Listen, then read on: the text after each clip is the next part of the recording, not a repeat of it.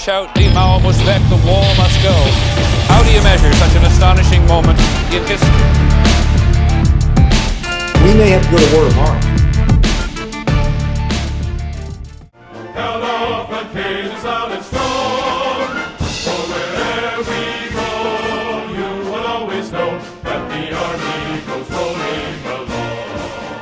If you run along the wall, you can actually get to our training area. And there was a little pedestal kind of raised platform, that's the guard tower, where you could, the guard tower is on the other side of the wall, and the raised platform is just kind of an observation deck. You could see and look over to the other side. Well, we were looking over, and there's two guys up there in the tower, in their tower, and my roommate and I were there, and it was just us. That was it. It's just the four of us. And one of the guys, he crowds up against the window. Then he just like holds his watch, like right up, he's right in front of me. He doesn't want the other guy to see him, but he's holding his watch. Like, hey, I want to trade watches, or I want to give you something. Give me something back. Give me your watch. I'll trade watches with you. And, I was like, that's not going to happen.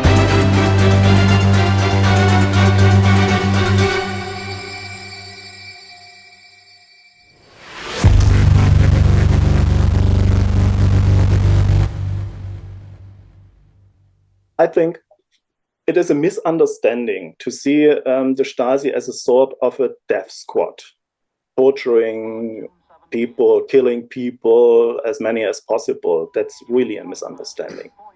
The main weapon of the Stasi was very different. It was fear. We all lived under the impression that the Stasi would know nearly everything about everyone and could send you to prison at any time for any reason. That was the problem. So it was the fear what they could possibly do with you that made the Stasi so effective. One corner of our training area butts up against East Germany. And at that corner, there was a tower there. So one of my roommates and I, we had gone for Saturday, we had gone out for a jog. And I was like, okay, well, one of two things, they tell you don't mess with the guards because they're also up there, they're armed, but guess what? Also they have cameras. They have cameras and they're recording you and they're filming you and they're photographing you. So anything you do, if they didn't like it or you thought it was a good trade, and then no, they'll just take the picture of you doing the bad thing, not of them. And then of course they'll use it against you. I don't know how deeply reflective all of us are in the moment we're doing something that eventually has great historical import. We're just sort of thinking about the moment on. And there I was suddenly in that city. I had not been to Berlin before, and so I was fascinated by it. I must have walked 10 miles. And we were given a 1/2 day on our own. And I went to see the musical Hair in German in Berlin.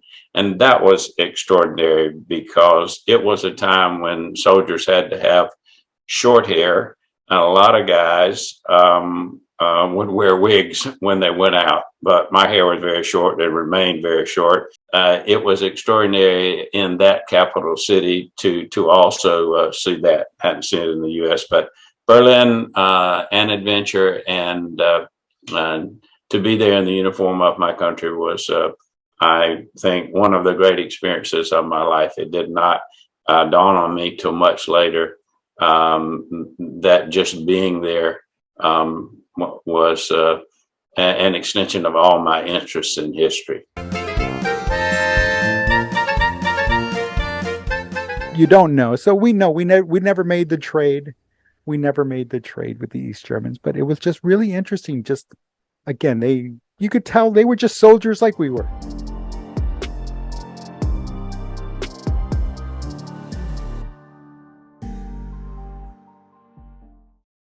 So since I'm an intuitive guy, my first answer is like the first date, like they put up the wall, because this is really like what my family encountered, a division, a separation, and I think lots of German people really had the same experience, because so their life was not longer connected.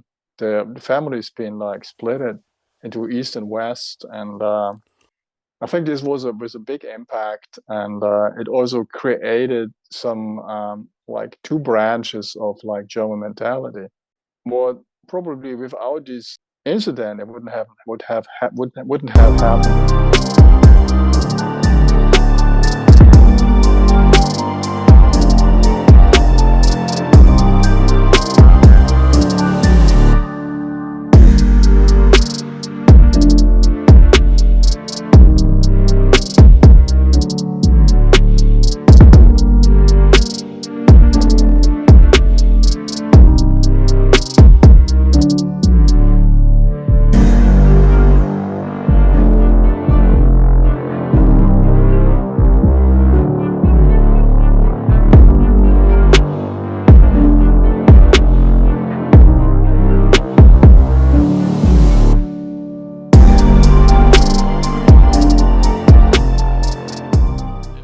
I was living in Berlin, and we had the luck, and it was also done on purpose, that we could receive all the TV and radio transmissions that were supposed to be for West Berlin, also in East Berlin.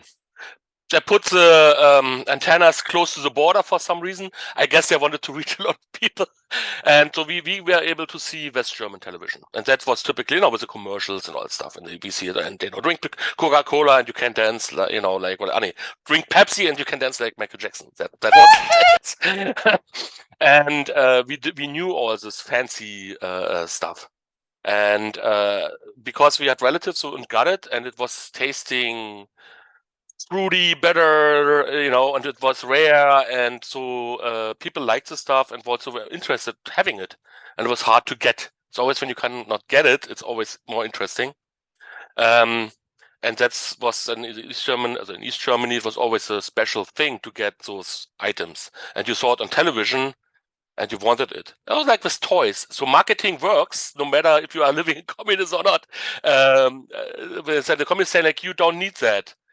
And you look at the TV commercials, they're like, yeah, but I want that. So, hello, I'm human. And that was also something that was probably also influencing the opinions, or that some people did, or at least to say, I think, it would be good if the borders open. Then I can go there and maybe get it myself. Thank you.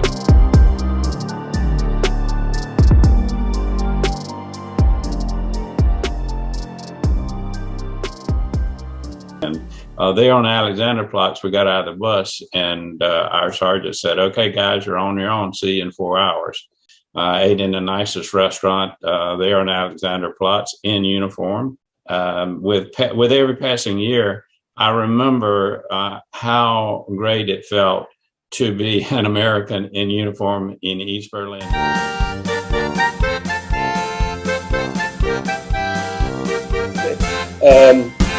So the experience from the Berliner point of view is always different, because we were actually happy that the wall is gone. So when we got over it, we kind of forgot it. It's like, oh, there's a piece of wall. Can we remove it? Yeah, of course. And everybody else, no, it's history. God damn it. And we like, oh, whatever, right? And so in Berlin, we were not talking much about it, right? So it was over. Everybody was happy, and it was cool. And we sold pieces of from the wall to tourists, and I guess there's more pieces of the wall now sold than there was actually wall. I'm pretty sure about that. The other side of this wall are millions of people who aren't going anywhere. The communist government they live under will not let them out. West Berlin grows higher and stronger. The more determined grows the will of those in the east to escape.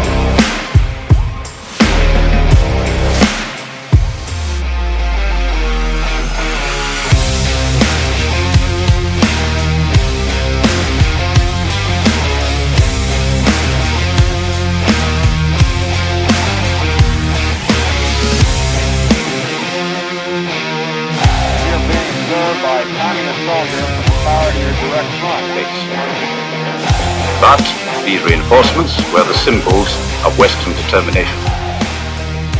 They demonstrated to the Soviet Union that any aggression threatening the life of West Berlin would bring into play all the defensive power of the West. So it's the thing is like he did a part, but he was not the main reason. So what he did, he maybe sped up the process a little bit because of the economic pressures. he increased because he did it in a bad way. He built more weapons, so that's always a bad thing. And the Russians had to respond and also build more weapons and spend the money on that instead of infrastructure and all the other issues they had, you know. So they can say, yeah, that was helping in that sense. It's like the economic sanctions against Iraq, right?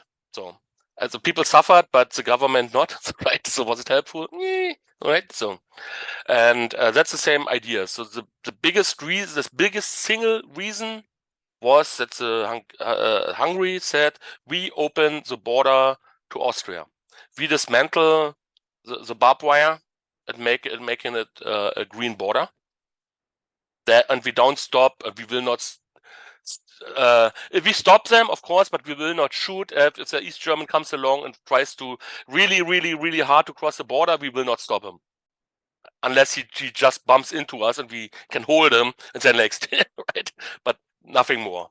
And that's when exactly what happened, why they built the wall in the first place, that a lot of young families were leaving the country via Hungary. So the country was bleeding out. The future was just leaving, right? And that was the single most reason why they had to do it. So they had to open the border. That's why also the law was put into place. And then things happened very fast because nobody was able to control what happened. And one thing came to another, and nobody stopped it. And we talked about that too, because the only way they could have stopped it would have been with military force, and they didn't. And that was the single most positive accomplishment then, that they didn't shoot. They could have. And then, like in China, right? They use the tanks. They don't talk about it, but you know what happened there. As I became a scout platoon leader in 1976, was the fact that when we were asked to patrol that border, we had to be ready for anything that might happen. And on one occasion, we actually witnessed an attempted escape from the east by a family. I'll never forget this. So long. A young man in the east makes a dash for the wall. They catch him and take him away. Presumably, he should have used a legal border crossing. Only a couple of years ago, he might have been shot.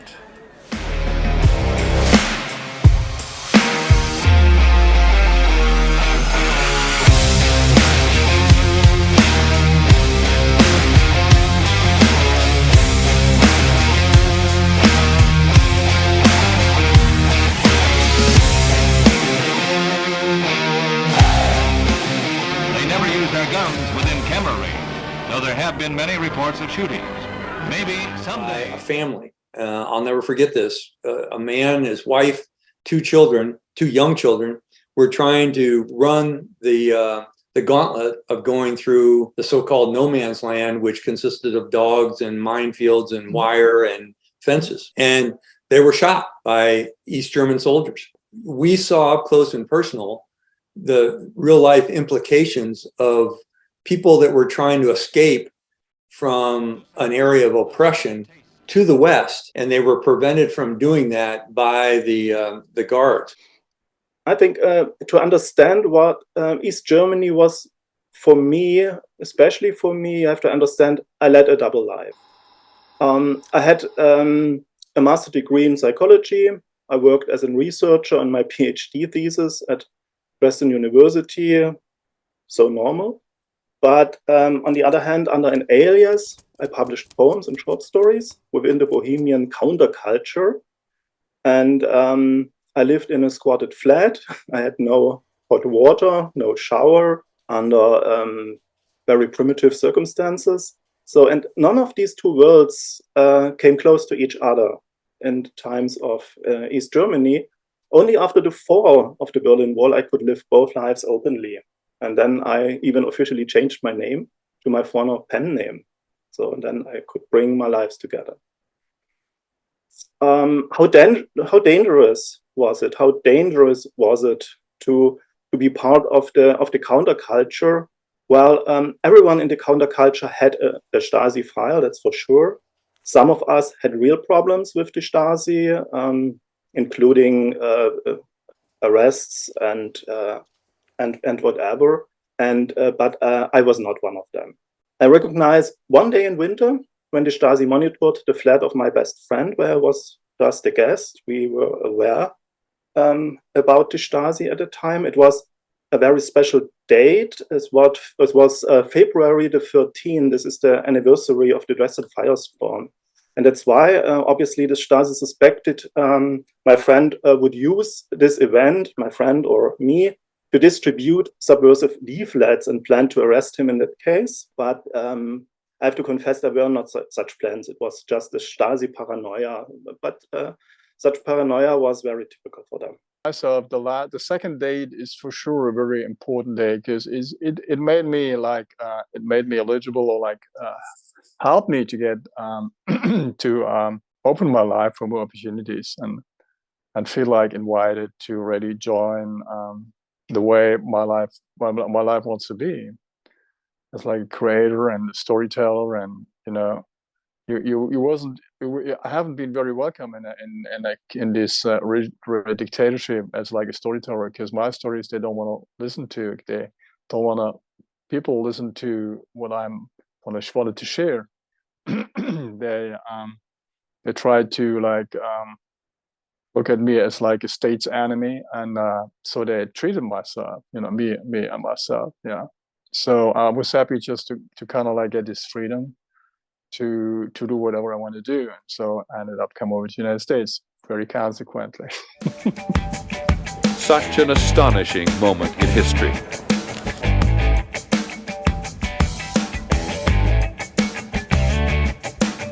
Stop!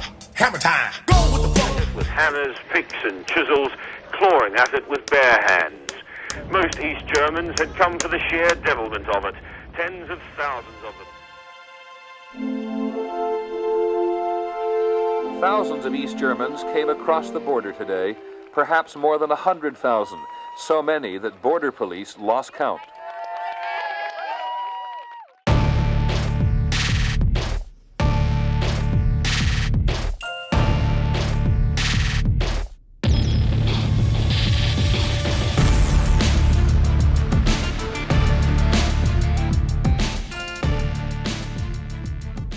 I didn't really understand, even now, the gravity of what I was witnessing.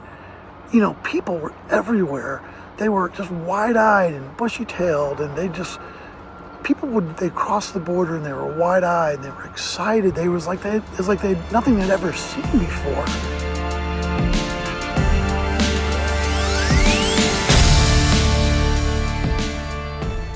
Berlin, 20 years from now, 1989. There was dancing in the streets today as East Germany finally tore down the Berlin Wall.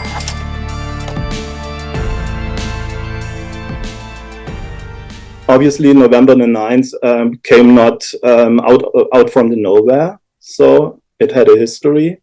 And in the weeks leading up to the fall, I was one of the protesters in the streets of Berlin, Leipzig, and Dresden. There were 10,000s, later 100,000s of people who were protesting against the regime hunted by the Stasi. I was one of them. Many of my friends were arrested at the time. It was really dangerous. Accidentally, I was part of one demonstration in the beginning of October when Gorbachev, the Soviet president, visited East Berlin. And I was only 100 meters away from the place where, at the same time, Gorbachev made his legendary quote, "Whoever comes too late is punished by life." And this was really world history, I would say. At the time, I was hoping for a reformed socialism in East Germany, what in retrospect, of course, was an illusion. At the time, I was hoping for it. And that's why, on the day of the fall of the Berlin Wall, I had mixed feelings, I have to confess. On the one hand, many close friends had left East Germany in the months and weeks before. Stasi was happy to let them go since they were seen as dangerous part of the opposition and so. And that's why, of course, I was overwhelmed to see them again. They had left East Germany without the possibility to come back. So that's why that was really hard. They had left, and I would not know when I would ever to have the chance to see them again. And so this was the very, very great moment for me at November the 9th to know, well, I will see them again. That was really great. On the other hand, I was a little bit sad because I felt this would be the end of any socialist experiment, and it was. And it was lead more or less immediately to the reunification. Reunification was not a longing for me at the time.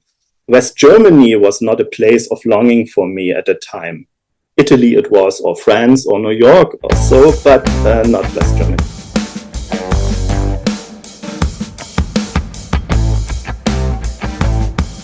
Yeah, as I was looking up also because, as I said, on November 9th, I was not at the wall. For me, the thing started the next day on the Friday, November 10th, because it was pretty late, actually. The announcement, I looked it up when he did the announcement, it was like close to 7 p.m. And then they really got it barely into the news from the West German news that evening. And then the people rushed to the border already. And 2.5 hours roughly after the announcement, the war came. They opened the first border crossing at Bornholmer Straße. And another 2 hours later, so 4.5 hours later, the whole all crossings to West Berlin opened. So the whole thing happened within a few hours in the middle of the night. That's why nobody could respond, because like people were not there, and like the border guards said they had to make decisions themselves, right? So that happened in the evening. I was in 15, so I remember that day that I had athletics training and was going to bed early because I was tired and only heard fireworks outside, which was very unusual. First of all, it was no special day, and I don't remember that there was a special sport event.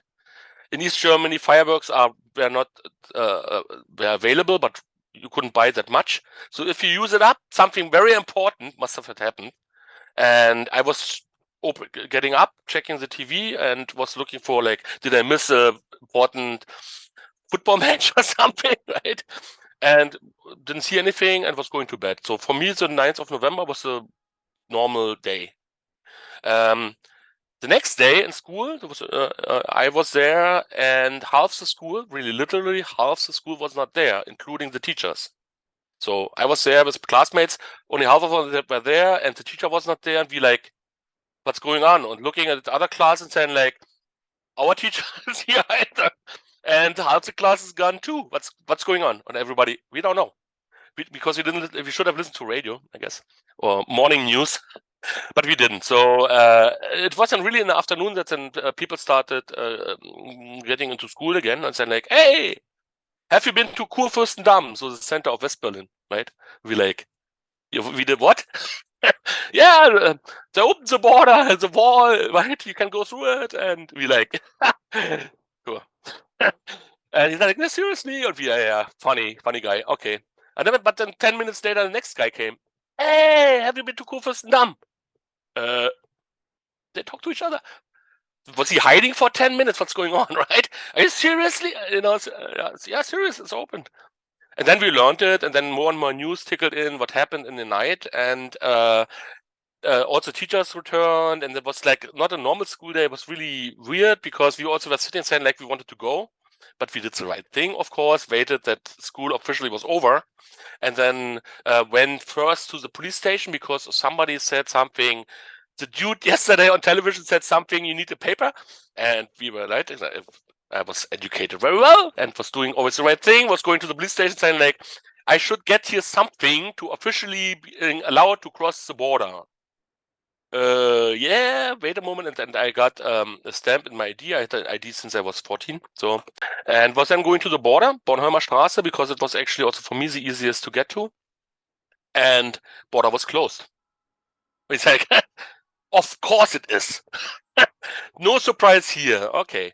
And then it was, because it was early afternoon, there were not that much people, and everybody's like, what's going on? It was open a couple of hours ago, and And then was kind of also the work shifts were over, and more regular working guys came into the border, and was a crowd gathering again, right? So we had probably the same issue they had the evening before. It must have been like that because it got pretty dangerous when a crowd pushes forward and there's a obstacle. Then they push a little bit at the one end, and at the front they get crushed.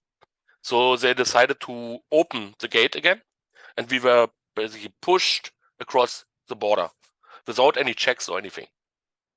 That was a scary moment for me because I was now in a different world and I didn't have any official stamp. I was traveling before in East Germany and they always had a stamp, you know, you got in, you got out, and you crossed it, and legally everything was fine. Now it was just there, right? So, and it was exciting. So we said, okay, let's go for it. And where can we go? And then one guy said like, wherever you want, you are free now, right? And there was a TV.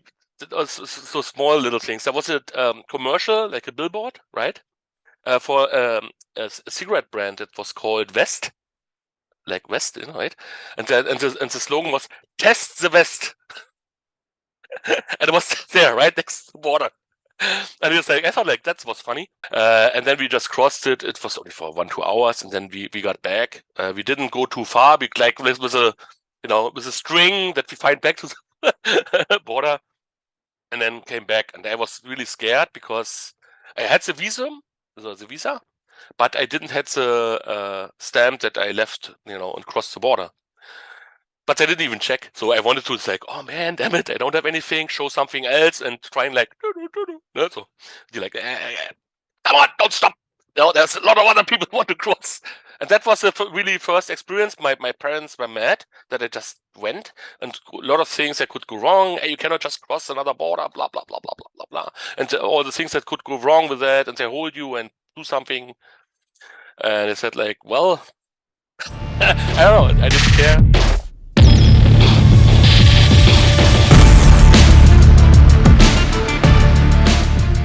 The second day, like where they put down the wall, consequently was like only a reunion of like an entire country, was like a reunion of families. A lot of families all over Germany, probably been very happy to meet each other again, share their anniversaries, and really have like family reunions. I mean, American love family reunions now. Just consider that you have to cross a border to see your aunt, see your uncle, see your brother, or see your sister sometimes. And so it was in my case, my family, my dad and his brother, they lived in the east, and their sister's been living in the west. And so there was already like a family connection. It was really like you always have to ask like authorities if you can go or not. This is totally different. I mean, Americans probably can imagine that is something what is kind of complicated and awkward.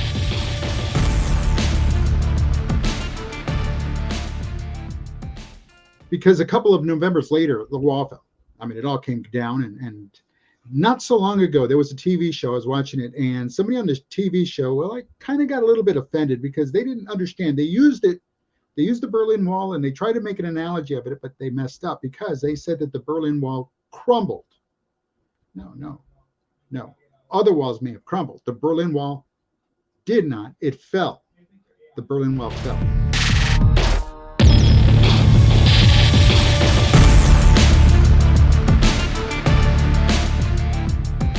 When I was in Berlin, I assigned myself to that. And so I knew the story that I wanted to do, and it was a mood story. And it ended up running as a 2 or 3 page feature about a week later. And my story was, I think the headline was The Sound of Freedom.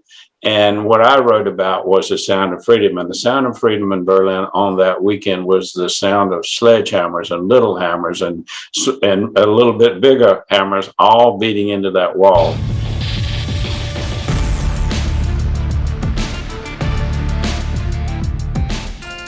In 1989, when the wall came down and when all the border fences came down, I mean, I was literally as a major in the commanding general's office when he first started getting the reports that there were Trabants streaming through the wall in our 3 border sectors.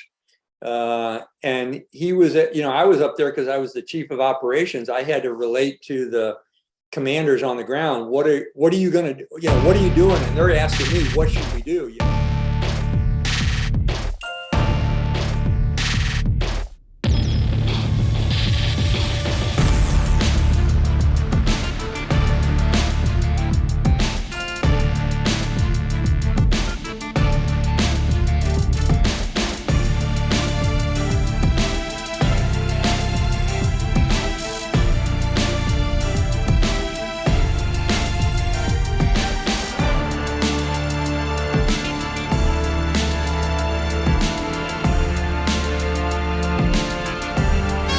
Reporting tonight from Berlin.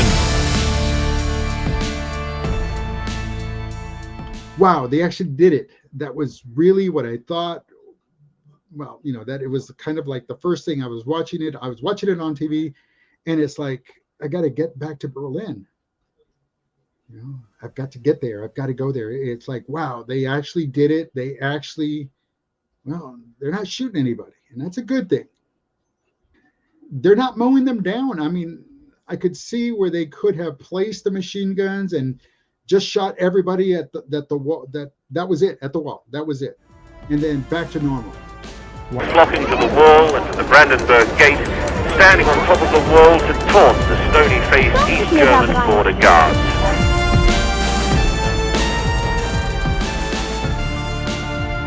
The East German government said tonight they were going to make more openings in the wall, at least a dozen more. Put bulldozers right through the wall so that more people could cross to the west.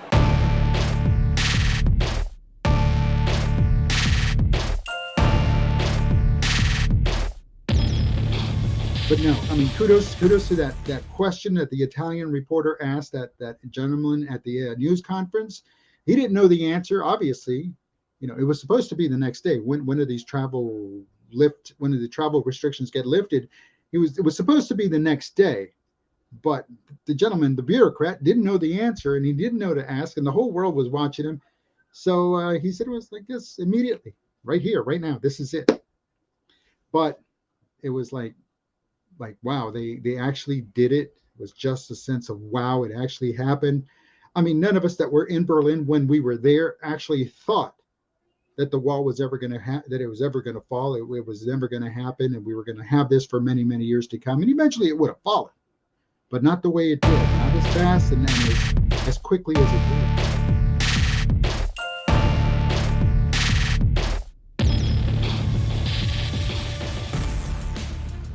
Like, wow, they actually did it. It was just a sense of wow, it actually happened. I mean, none of us that were in Berlin when we were there actually thought that the wall was ever going to that it was ever going to fall. It was never going to happen, and we were going to have this for many, many years to come. And eventually, it would have fallen, but not the way it did, not as fast and as quickly as it did. The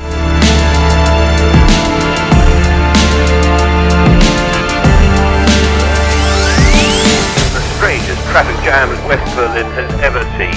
There were other strange happenings too.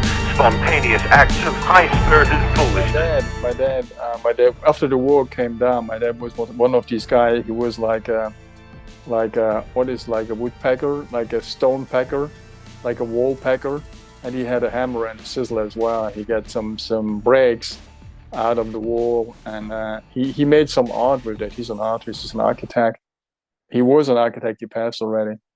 And he was one of these guys who gets some stones out from the wall for his art. He made some. For him, the war was really like a part of a violent thing. It was like a part of a warfare, and so he used these little artifacts to express his idea about war and separation and wars and the Cold War as well.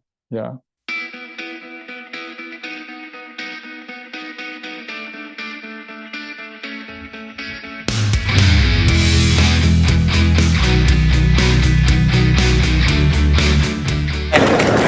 Will Berlin ever be one city again? Yes.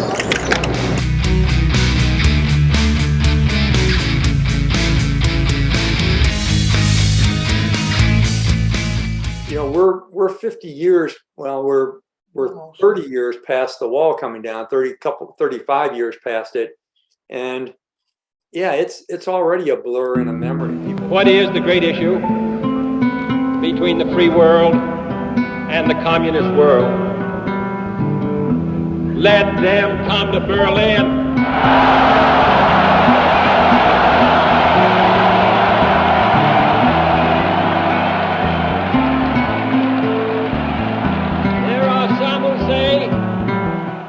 Some who say that communism is the wave of the future.